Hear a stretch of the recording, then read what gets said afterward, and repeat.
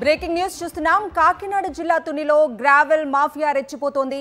బెండపూడిలో పోలవరం ఎడమ కాలువ మట్టిని యథేచ్ఛగా తవ్వుకుంటూ తీసుకెళ్లిపోతున్నారు. అన్నవరం దేవస్థానంకు చెందిన మట్టిని కూడా వదలటం లేదు. రోజుకు 30 లక్షల విలువైన మట్టిని టిప్పర్లలో తరలిస్తున్నారు అక్రమార్కులు. ఇంత దోపిడీ జరుగుతున్నా ఇరిగేషన్, రెవెన్యూ, పోలీస్ అధికారులు చోద్యం చూస్తున్నారు. మరోవైపు గ్రావెల్ మాఫియా మామూళ్లతో టీడీపీ నేతలు జేబులు నింపుకుంటున్నారు. కాకినాడ జిల్లా తునిలో గ్రావెల్ మాఫియా రెచ్చిపోతోంది.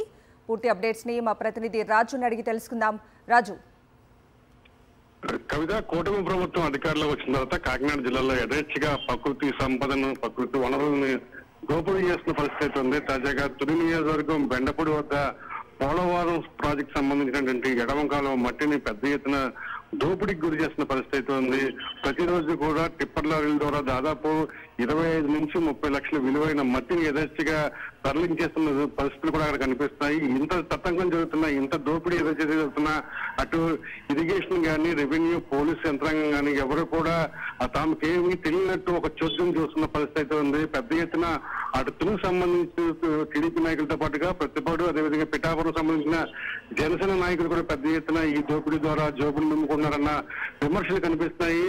రేయం భవన్లో పెద్ద ఎత్తున టిప్పర్ల ద్వారా ఈ మట్టిని తరలించేస్తున్నారు. కేవలం బెండపూడిలో పోలవరం ఎడమకాలం మట్టి అన్నది ఇది గతంలో ప్రభుత్వం అక్కడ అన్నవరం దేవస్థానం సంబంధించిన ల్యాండ్ ను ఎడమకాలకు సంబంధించి రిక్విజేషన్ చేసింది.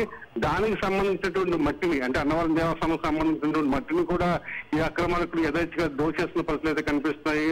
పెద్ద ఎత్తున ఈ దోపిడీకి గురవుతున్న నేపథ్యంలో అటు అధికారులతో పాటుగా టీడీపీ నేతలు కూడా యథావిధిగా నెలవారీ మామూలు అందుతున్న పరిస్థితులు అయితే కనిపిస్తున్నాయి.